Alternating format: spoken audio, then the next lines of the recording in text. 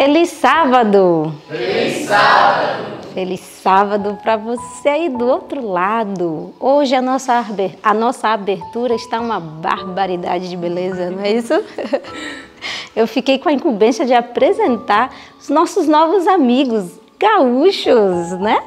Diga aí, quem é você? Feliz sábado a todos! Feliz sábado! Eu me chamo Elisa, nós somos do Rio Grande do Sul, precisamente da cidade de Glorinha. E o senhor? Bom dia, bom sábado a todos, né?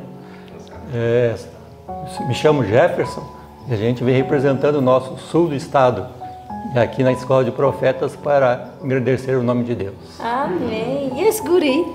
Peraí, guri. Peraí, segura. Né? Tem que botar o microfone, né? Olha para lá. Feliz sábado! Feliz sábado! Eu me chamo Benjamin e eu também vim do Rio Grande do Sul. E nós somos uma família que viemos aqui para estar na Escola de Profetas, porque nós deixamos uma família para estar com a outra. Amém! Muito legal, guri. Então faça a oração, já que você veio aqui com essa família toda. Vamos ajoelhar? Vamos ajoelhar.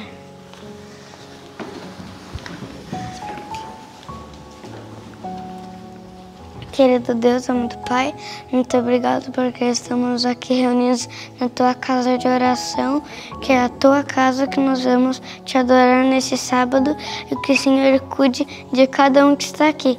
Também obrigado por nós que viemos para estar mais reunidos e mais perto da Tua presença. Em nome de Jesus, amém. Amém.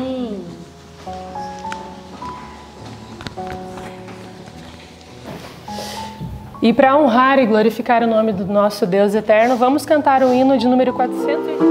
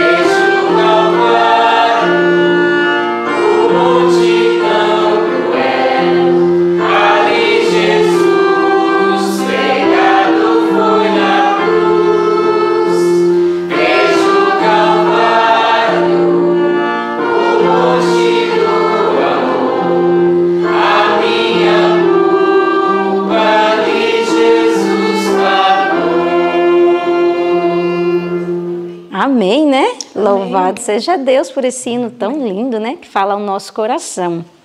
E quem aqui já decorou o verso? Levanta a mão. Epa! Só a gente que decorou o verso, glória. Então, qual é o verso mesmo, irmão Jefferson?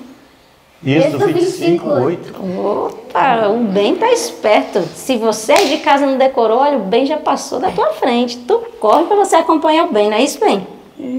Senão eu vou ficar para trás e nunca mais vou conseguir alcançar. É. Só tem mais uma semana para me alcançar. Só tem mais uma semana, é Depois isso mesmo. Não faz uma coisa mais. É isso mesmo, só tem uma semana, vamos lá. Depois continua mais. Tá bom. Então você conta pra gente falar? 1, 2, 3.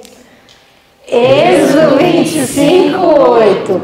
E me farão santuário, e habitarei no meio deles. Êxodo 25:8. Êxodo 25:8. E me farão santuário, e habitarei no meio deles. Êxodo 25:8. Êxodo 25:8. E me farão santuário, e habitarei no meio deles. Êxodo 25:8. Agora você vai anunciar o estudo da palavra, tá? Você fala bem bonito, tá bom? Agora nós vamos estudar a Bíblia, que Deus te abençoe, tá bom? Agora vamos estudar a Bíblia, que Deus te Eu falo bem abençoe. devagarzinho. Mais alto. Agora vamos estudar a Bíblia, que Deus te abençoe. Bom dia, igreja! Bom dia! E um bom dia para você aí de casa. Agora chegou a melhor parte do culto. Com certeza. Bom dia a todos que estão em casa, que nós possamos descobrir coisas lindas que Deus tem para nós, né? Amém! Então nós vamos para o nosso estudo do dia. O nosso ano bíblico de hoje, as referências foram Levítico, né? Estudamos o livro de Levítico, aqui no capítulo 12 até o capítulo 15. Foi isso? E no Patriarcas e Profetas nós já chegamos aí no capítulo 32. Hoje nós estudamos sobre a lei e os concertos. Então nós vamos aprender no estudo de hoje. Quando que Deus deu essa lei? Foi somente no Sinai? Como que é isso? Como entender melhor sobre a lei, sobre os concertos? Porque também diz que tem o novo concerto e o velho concerto. Como entender isso à luz da Bíblia? À luz do espírito de profecia, né? Mas antes vamos fazer uma oração, Paula? Sim. Orar mais uma vez pedindo a bênção do Senhor?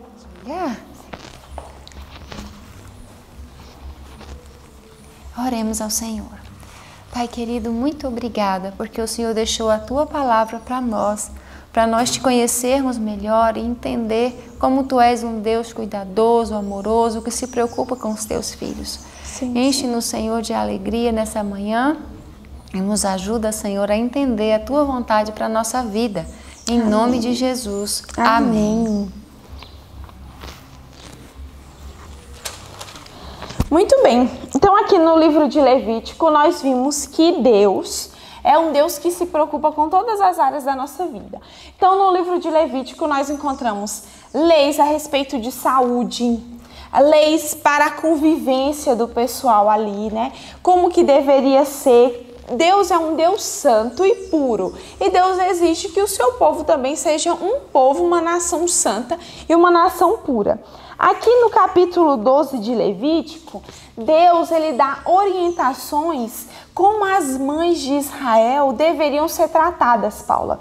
Porque olha que interessante, Deus ele diz que quando a mulher estivesse grávida, ela deveria ter uma dieta, um repouso diferente quando fosse menino e um repouso diferente quando fosse menina.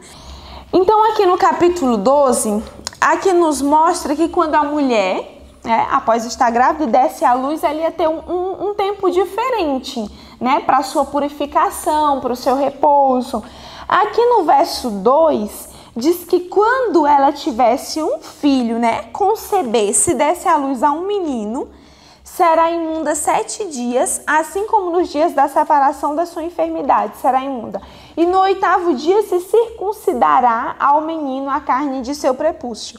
Depois ela ficará 33 dias no sangue da sua purificação, e nenhuma coisa santa tocará e não entrará no santuário, até que se cumpram os dias da sua purificação. Então Deus estabelece aqui para o menino 33 dias que a mulher estaria ali em repouso, então ela não participaria das solenidades ali no santuário. Sim. E aí Deus diz que quando fosse menina tinha que ter um tempo diferente. E esse tempo era maior ou menor? Como que diz aí, Paula? E depois, ficar 33, olha só, no verso 5 fala: mas se tiver uma menina, ficará impura durante 2 semanas, como no dia da sua menstruação. Depois ficará 66 dias a purificar-se do seu sangue. Então era o dobro, né? Sim.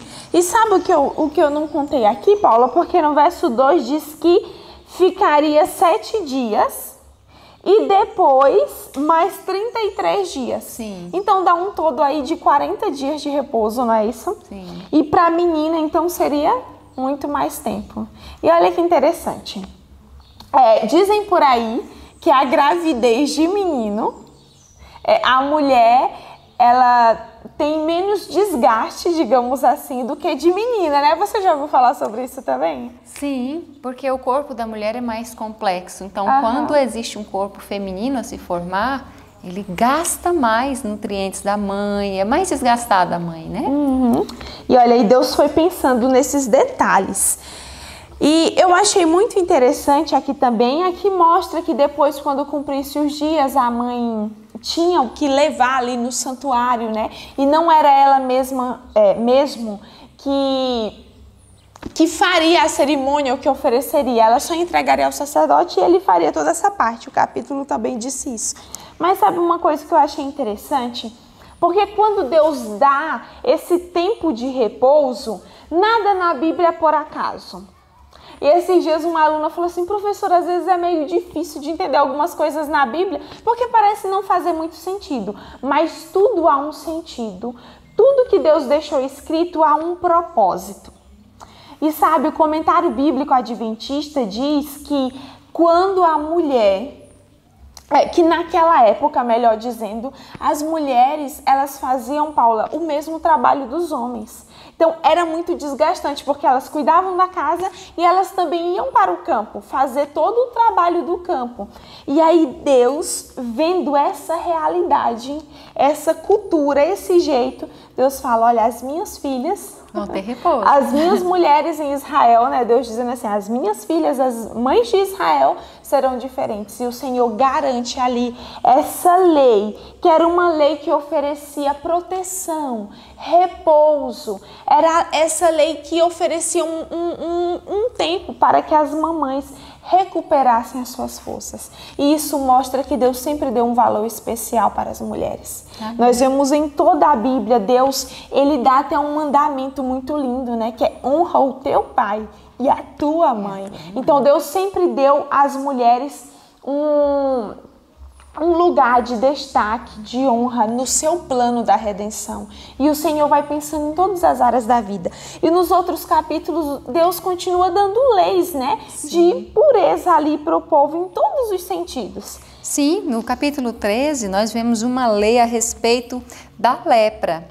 Deus, ele fala ali, designa o sacerdote para poder examinar toda pessoa que estivesse com suspeita dessa doença. E no verso 3 do capítulo 13 fala assim: o sacerdote examinará a praga na pele, e se os pelos na praga se tornaram brancos e a praga parecer mais profunda do que a pele, no caso seria a mancha, né?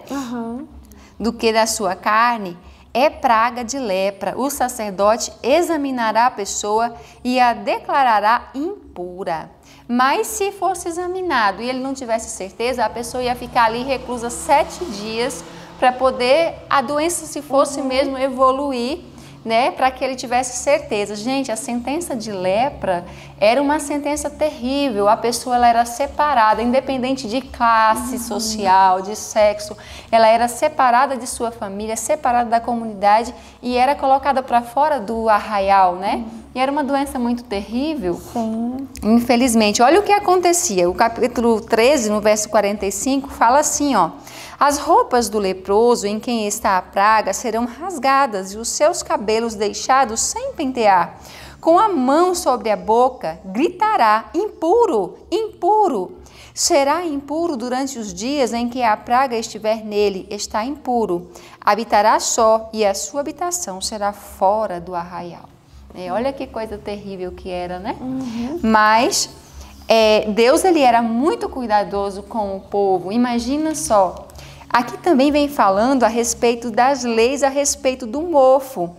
Então, antes de você entrar nessa parte legal, que também é super interessante pensar que Deus, nesses detalhes, Deus foi pensando. Sim. Aqui eu também achei interessante, e eu estudando o comentário bíblico, e o comentário bíblico adventista nos ajuda muito a entender melhor algumas coisas que às vezes era a cultura, né? Era ali todo um contexto que é sempre bom nós irmos atrás para a palavra de Deus fazer cada vez mais sentido na nossa mente. Sim. E ali, estudando o comentário bíblico adventista, diz que a lepra é um nome que eles dão de forma generalizada, mas havia tipos dessa doença. Sim. E aí, vendo assim, trazendo para os nossos dias, Paula, diz que nós temos algumas doenças que são semelhantes à lepra ali que é falada na Bíblia, né? Inclusive, não se tem muito histórico de como que a lepra surgiu. A gente só sabe que quando a pessoa estava com a doença, ela tinha todo esse ritual, né? Mas a gente não sabe muito dizer, não temos muito de como surgiu, de como que era isso. Então, diz que era comum no Egito, né? Provavelmente o primeiro contato que eles tiveram com a doença, provavelmente foi lá. No Egito, né?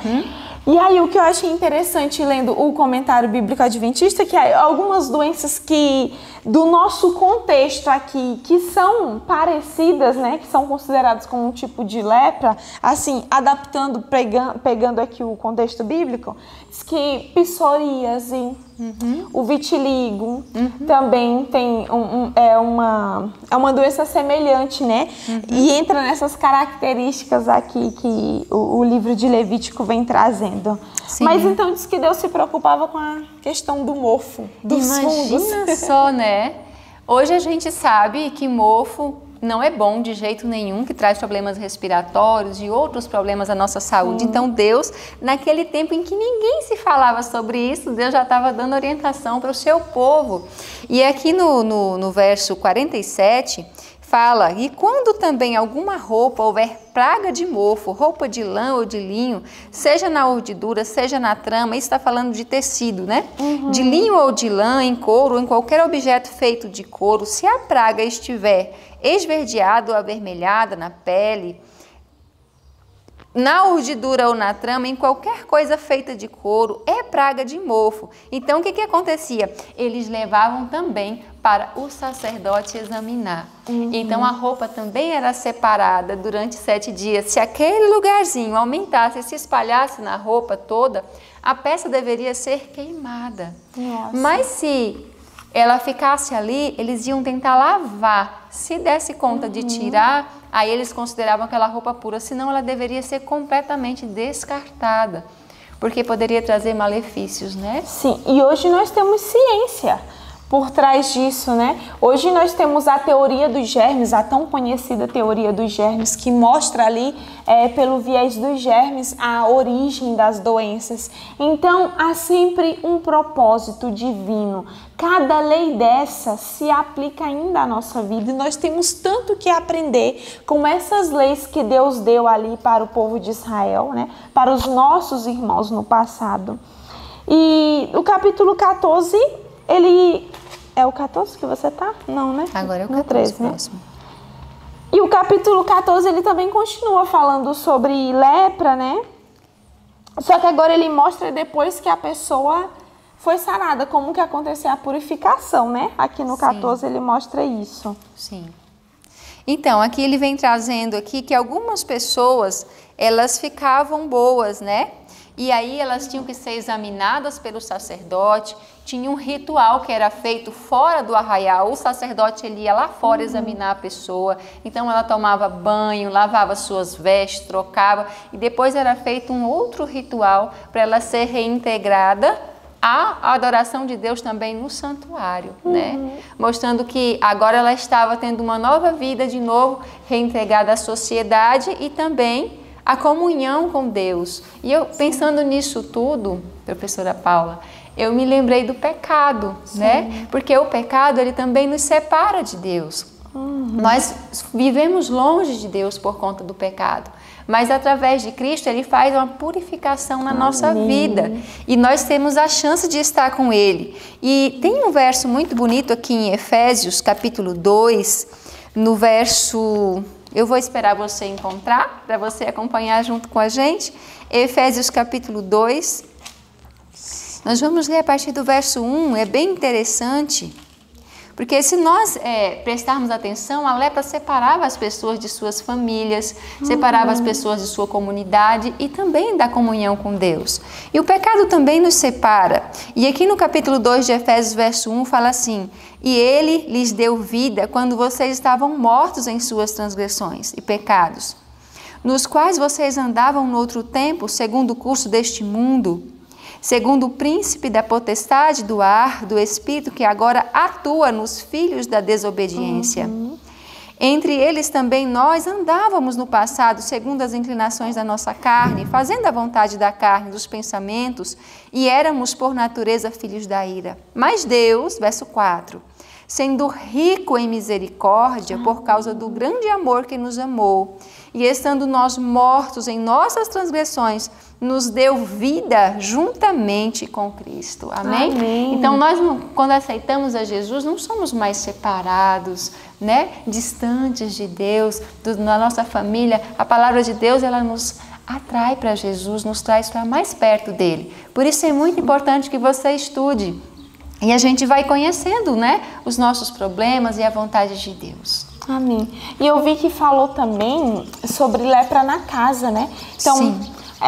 Você falou sobre a lepra no corpo, né, nas vestes, e Deus também disse que quando aparecesse lepra, né, mofo, fungo numa casa, deveria serem trocadas as pedras ali, né, e se de todas continuassem a lepra, né, vamos usar o termo da Bíblia, né, se continuasse a lepra, tinha que derrubar a casa, era isso mesmo?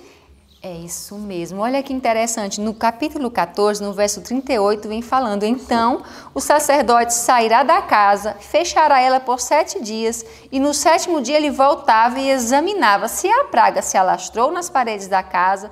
Ele ordenará que arranquem as pedras em que estiver a praga e lancem fora da cidade em algum lugar impuro. Aí diz que fazia uma limpeza, uma raspagem, colocava pedras novas, rebocava, fazia tudo direitinho. Se porventura aparecesse novamente, era para derrubar a casa. Olha só. É isso mesmo que diz, ó, 45, do 48. Né? Porém, se o sacerdote entrar e verificar que a praga não se alastrou, aí a casa poderia ficar bem. Mas se, depois de tudo, visse, aí no 45 fala, o sacerdote mandará derrubar a casa e as pedras e a sua madeira, bem como todo o reboco da casa. Porque realmente Deus ele estava muito preocupado com a saúde dos seus filhos, com a pureza pessoal e também com a pureza das coisas sagradas que envolviam, né? Amém. Então, e no 15, para nós finalizarmos essa parte, para nós irmos para o livro, né? Deus continua falando de pureza. E agora a pureza do corpo, das relações íntimas também, não é? Sim. Deus aqui, ele vem falando que no verso 2... ele diz: falem aos filhos de Israel e digam-lhes: qualquer homem que tiver fluxo seminal do seu corpo ficará impuro por causa de seu fluxo. Então, quando a pessoa tinha uma poluição noturna, por exemplo, né, ele ficava impuro.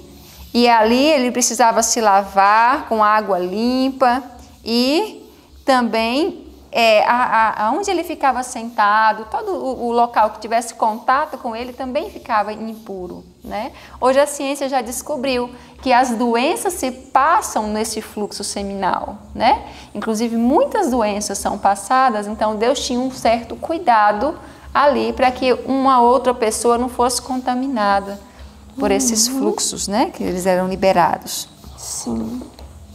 E Deus também fez uma proibição na questão do fluxo feminino também, quando a mulher estivesse nos seus dias de menstruação, né? Sim. Aqui vem falando que ela não poderia ter relações. Olha só, no verso 24 diz assim: se um homem tiver relações com uma mulher e a menstruação dela tocar a pele, ficará impuro, tocar nele, ficará impuro por 7 dias, e toda a cama que sobre ele deitar ficará impura. Então, Deus, ele também não apoia essa coisa de relação sexual nesse período, né? É comprovado, gente. Esse sangue que é expelido do nosso corpo, se ele tiver, por exemplo, em contato com a uretra masculina, pode dar uma infecção terrível. Eu conheço uma pessoa que passou por essa situação, né? Então, tudo que Deus pede é para o nosso bem. Amém. Há sempre um propósito, não é? E, continuando pensando em leis, agora nós vamos sair das leis de purificação, das leis de saúde. Agora queremos te convidar a pensar numa outra lei. Ou melhor, em 2 leis. Porque nós vimos que a Bíblia ela tem várias leis. Sim. Nós temos as leis civis que regiam ali a nação israelita. Nós temos as leis de saúde, nós acabamos de ver, né? Algumas delas. E Deus, ele tem a sua lei que é eterna, que são os 10 mandamentos, né? A lei do decálogo, a lei moral. E temos também leis cerimoniais. Sim. E aí, professora Paula, o que acontece? As pessoas às vezes confundem. Misturam, né? E aí dizem, não, essa já passou, essa não precisa mais. Vamos ver de forma bíblica essa diferenciação. Aqui diz que o pecado, ele é o quê? O que é, igreja? Pecado? A descrição lá de 1 João. Transgressão da lei. Então, se nós pegamos 1 João, no capítulo 3, versos 4 e verso 8, diz que é isso mesmo, o pecado é a transgressão da lei. Então, eu sei que para haver pecado tem que haver quebra de lei. Agora eu pergunto, e Satanás no céu? Ele foi o primeiro pecador que nós temos, né? Sim. Ele foi o primeiro pecador. Então, e eu falei Satanás no céu, mas lá é Lúcifer. Era Lúcifer, né? Anjo de luz, né? E quando esse anjo estava ali no céu, ele quebrou uma lei. Sim. Por isso houve o pecado. Então nós vemos que há uma lei que perdura, que vem sendo passada de geração em geração. Então, por exemplo, ali no Éden, Adão e Eva, eles pecaram. Houve quebra da lei também. Sim. E nós sabemos que essa é a lei moral, porque é a lei que mostra o caráter, os princípios ali da moralidade, da convivência, do relacionamento do ser humano com Deus. Isso nós encontramos na lei moral. A base dela é o amor a Deus e amor ao próximo. E nós vimos que isso Lúcifer quebrou no céu, né? Essa base da lei, esse princípio foi quebrado. Com Adão e Eva também houve essa ruptura. Então, desde aí, há uma primeira promessa. Porque se há quebra da lei, houve o pecado, mas Deus ele sempre vai atrás do pecador. E ele deu uma promessa. E a primeira promessa que nós encontramos é no livro de Gênesis. Gênesis 3, versículo 15. O que diz lá? É bem conhecido, dá pra gente abrir rapidinho. Gênesis 3,15. Deus ele traz a primeira promessa. Depois que houve esse pecado, houve uma quebra da lei moral. Aqui Deus diz que colocaria inimizade entre a mulher, né? Entre a igreja e... Não, entre ti e a serpente. Tá. E aqui no versículo 15... Deus está falando aqui, ó, e porém inimizade entre ti. Quem que é esse ti? A serpente, né? Ali a representação, Satanás ali. E porém inimizade entre ti e a mulher, entre a tua semente e a sua semente. E esta te ferirá a cabeça e tu lhe ferirás o calcanhar. Aqui há a promessa de que viria o herdeiro, né? Viria a semente da mulher, ou seja, viria um descendente que destruiria o poder do mal. Isso mesmo. Destruiria ali Satanás. E nós vimos que essa mensagem de salvação, ela foi passando de pai para filho. Então nós não temos registro de que Adão tinha livro. Não. A memória deles era muito boa. Muito boa. Então era um ensino oral. Então nós temos ali, Adão vai ensinando as suas gerações seguintes.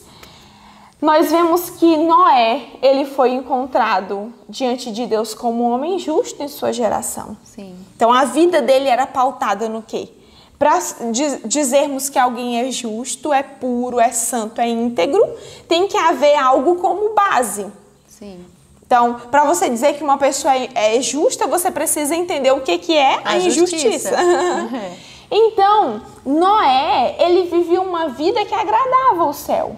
Ele viveu uma vida de acordo com a lei de Deus. Sim. E quando nós vamos para frente, essa lei ela vai sendo sempre quebrada por uns que decidem ficar do lado de Satanás agora. Então, a gente percebe que Satanás, o trabalho dele é sempre deturbar, atrapalhar o que Deus falou. Se Deus dá uma orientação clara, ele fala assim, não é assim. Por exemplo, o exemplo desse é os sacrifícios, né? Os sacrifícios que eram feitos para representar a morte de Cristo, Satanás ele pega e coloca para aplacar a ira de um Deus irado, né? Ele coloca no paganismo diferente. Então, por isso que Deus precisou dar registros claros, escritos, porque o povo estava misturando muitas coisas. Sim, e aí nessa continuidade, então, da obediência desse descendente, desse primogênito espiritual, sempre teve um representante de Deus em todas as eras. E nós encontramos Abraão. Então veja, o que eu estou conduzindo assim, a mente a pensar é que mesmo antes de Deus dar a lei a Moisés, revelar a lei escrita, havia a lei de Deus que já norteava a vida dos seus servos em todas as eras. Sim. E você quer ver isso comigo? Olha, eu quero te dizer que Abraão seguia a lei de Deus. Abraão obedecia. E onde tem isso registrado na Bíblia, Paulinha? Vamos lá então? Vamos. Lê Gênesis 26, verso 5. Aqui diz claramente que o nosso pai da fé, né? Tinha uma vida regida, norteada, baseada na lei de Deus, nos princípios de Deus. Como que diz aí, Paula, na sua Bíblia? 26, verso 15. Verso 5. Gênesis 26, verso 5. Olha só que interessante, diz assim, porquanto Abraão obedeceu a minha voz e guardou o meu mandado e os meus preceitos, os meus estatutos e as minhas leis. Olha aí, não tinha sido revelada a lei moral ainda, né? Para alguns que ligam ela só ali ao Sinai, né? A Moisés. Nós vemos claramente na Bíblia que Abraão já tinha a vida regida pelas leis de Deus, pelos estatutos divinos. E isso é muito claro. Então, a Bíblia, ela fala que há essa lei moral, que é que nós estamos tratando, né? E ali em 1 João diz que o pecado é a transgressão da lei. Então, se houve pecado lá no céu, é claro que Satanás transgrediu a lei, os princípios da lei. E aí o tempo vai passando e Deus vai tendo sempre um representante da sua lei. Sim. Alguém que obedece. Mas olha que interessante, que pode haver uma confusão na cabeça, porque o livro de Colossenses diz que Cristo... E aí, Paula, é interessante, porque aí nós vemos isso, que pecado é transgressão da lei, e já foi explicado aqui. Mas quando nós vamos ali para o livro de Colossenses, ele nos diz que a lei foi abolida ali na cruz, que Cristo cravou. E aí, que lei é essa, então, para organizar na nossa cabeça, né? Na cabeça do pessoal que tem dúvida ainda, como que acontece isso? Então, aqui em Colossenses capítulo 2, verso 14, fala assim: havendo riscado a cédula que era contra nós nas suas ordenanças, a qual de alguma maneira nos era contrária, e atirou do meio de nós, cravando-a na cruz. Aqui no livro de Efésios também, no capítulo 2, traz aqui no verso 15, diz assim, ó: Na sua carne desfez a inimizade, isto é, a lei dos mandamentos que consistia em ordenanças para criar em si mesmo dos dois um novo homem fazendo a paz. Veja, aqui fala claramente que ele aboliu na sua carne a lei dos mandamentos na forma de ordenanças. Então a gente precisa entender o que seriam essas ordenanças, né? Então nós vimos que desde o início há uma lei moral, uma lei que rege a vida, que rege a conduta dos filhos de Deus. E isso desde o céu. Quando entra o pecado, Deus, ele dá uma lei que ali no período de Moisés é chamado de lei cerimonial, a lei das ordenanças. É a mesma coisa que a Bíblia está se referindo. Deus, quando Adão e Eva pecam, Deus vai ali e faz um conserto.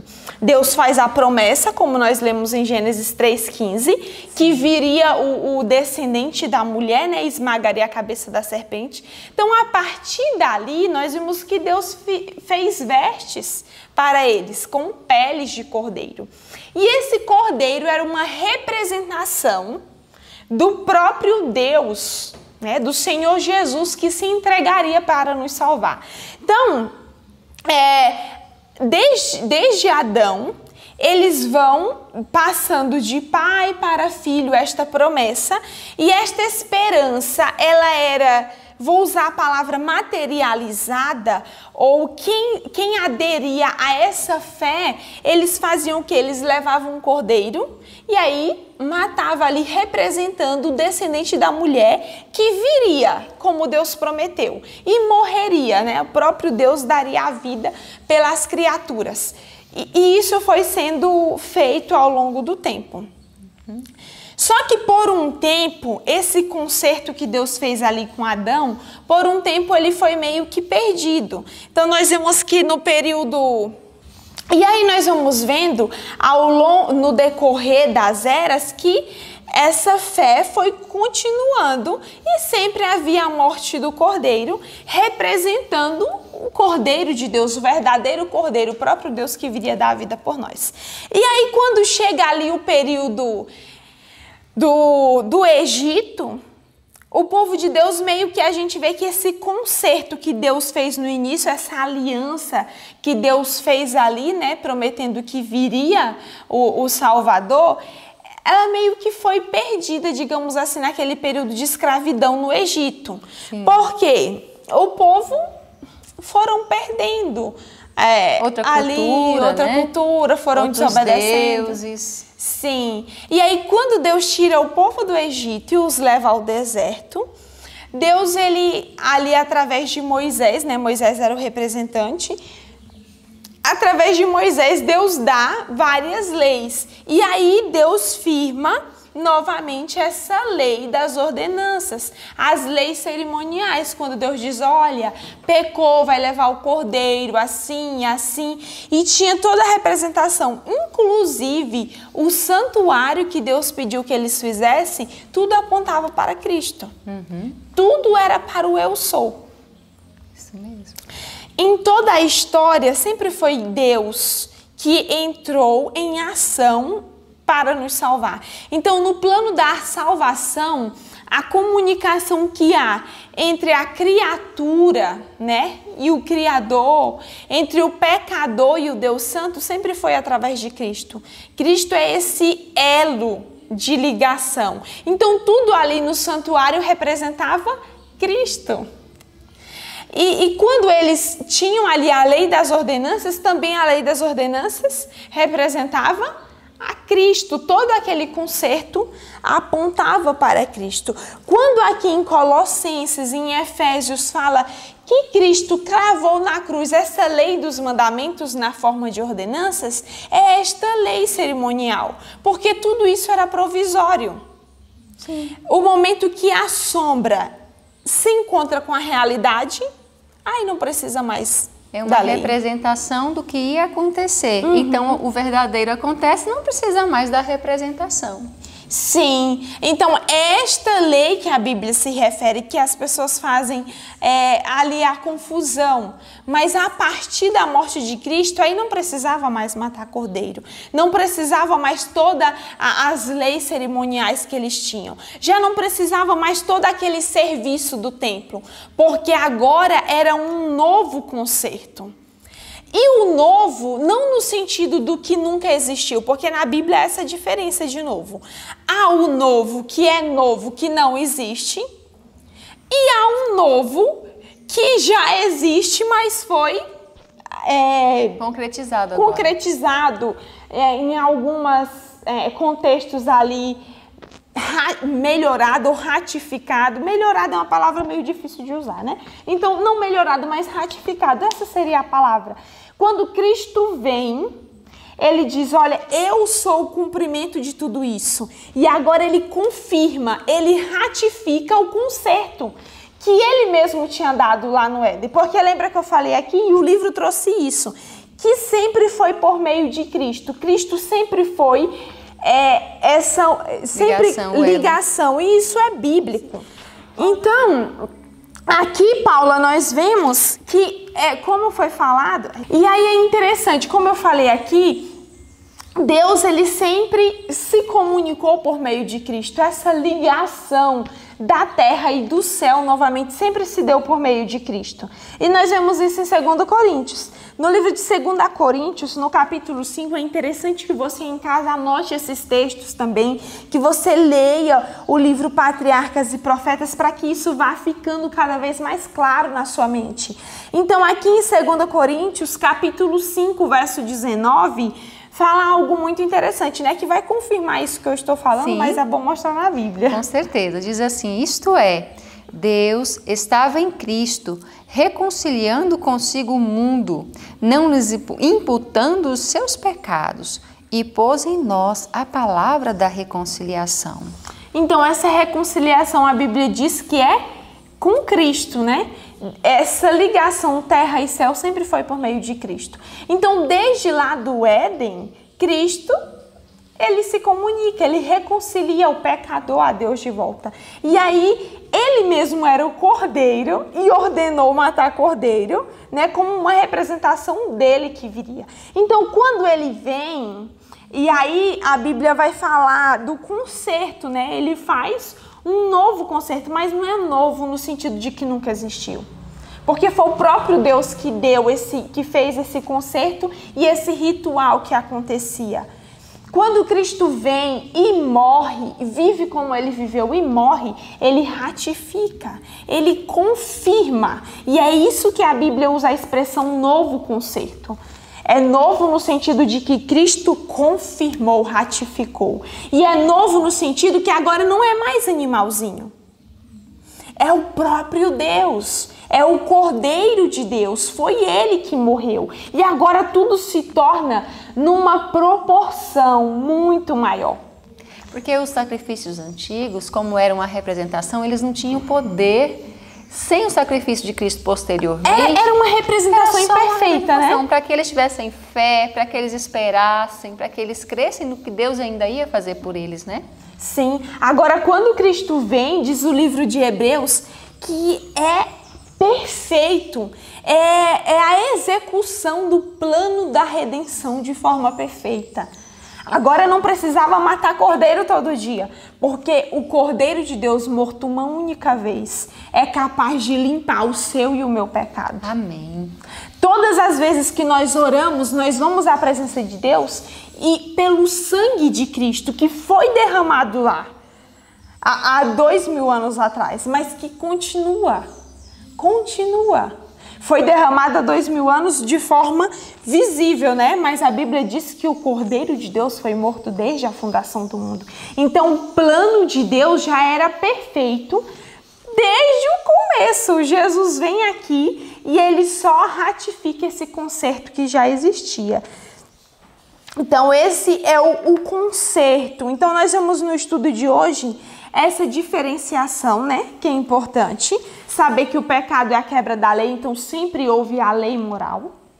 Sempre houve a lei que regia os relacionamentos, a postura, a conduta dos filhos de Deus. E aí nós vimos que tem a lei das ordenanças, as leis cerimoniais. Então, recapitulando, o estudo ele pega então e nos mostra essa definição de lei, que nós vimos que tem a lei que desde o início regeu os filhos de Deus, que nós temos a lei moral, o pecado e a transgressão da lei, então sempre houve lei que regesse a conduta dos filhos de Deus. Depois o livro nos mostrou da lei cerimonial, né? As leis cerimoniais que foram ali abolidas na cruz, porque Cristo ele ratifica o conserto que aconteceu desde o começo. O interessante da diferença dessas duas leis, para ficar bem claro na sua cabeça, é que, como a professora Paula falou, essa lei moral, ela existe, sempre existiu, ela é eterna. Então, qual é a função dessa lei? É mostrar para nós o pecado. Se a quebra da lei é pecado, então a função dessa lei é revelar onde nós estamos errando. Já a função da outra lei é levar as pessoas a ver o remédio para o pecado. Então, por que essa lei de mostrar o pecado ela não acabou? Não tem como ela ter acabado. Porque nós precisamos de uma norma de vida para a gente continuar vivendo. E Jesus já morreu, então agora a lei mostra o pecado e nos leva para quem? Para a solução. Para a solução que é Jesus, o remédio. Muito importante isso que você falou. E isso se aplica a nós como pecadores. Só que lá no céu não existia pecado. Então a função da lei não era mostrar o pecado, porque lá era perfeito e não existia ainda o pecado.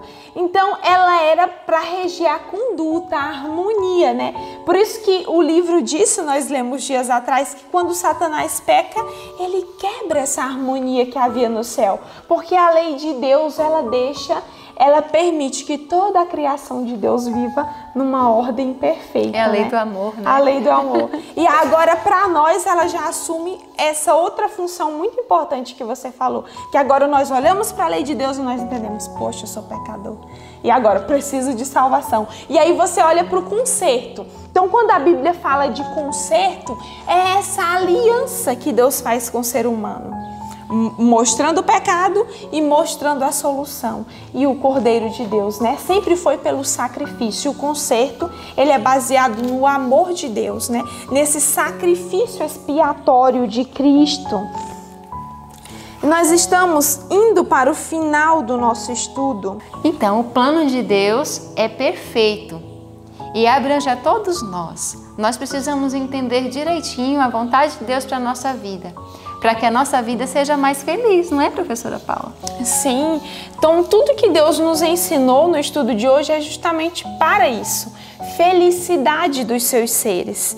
E a felicidade ela só encontra em Cristo. Essa reconciliação, o que traz paz e felicidade ao nosso coração? É a reconciliação com Deus. Quando nós nos sentimos unidos a Deus, quando nós estamos, às vezes a gente pode não sentir, sentimento vai nos enganando, né? Mas é mais do que sentir. É essa ligação que o céu, que Cristo faz, que o Espírito Santo faz, isso é algo muito lindo. E eu quero te dizer que o que nós vimos de leis, de concertos, a base disso tudo é Cristo. Então todo o conserto foi por meio de Cristo. É no seu sacrifício, no seu amor. Todas as eras, todo o dom de profecia foi dado por Jesus.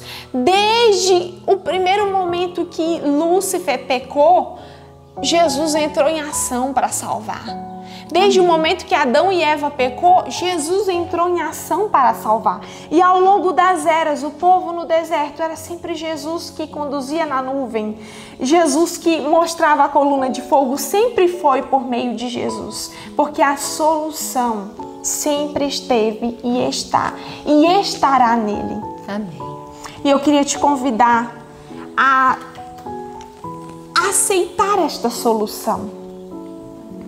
A lei que foi derrotada na cruz, que foi abolida na cruz, derrotada é feia essa palavra.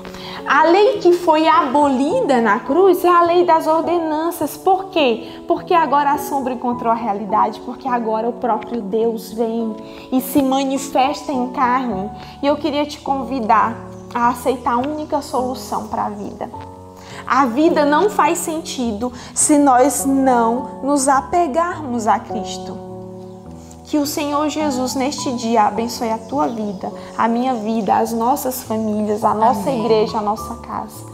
Que esse concerto que o céu fez conosco possa ser a cada dia valorizado. Que a lei moral continue sendo a nossa norma e regra de vida. Que o Senhor te abençoe. E eu quero te convidar para orar conosco.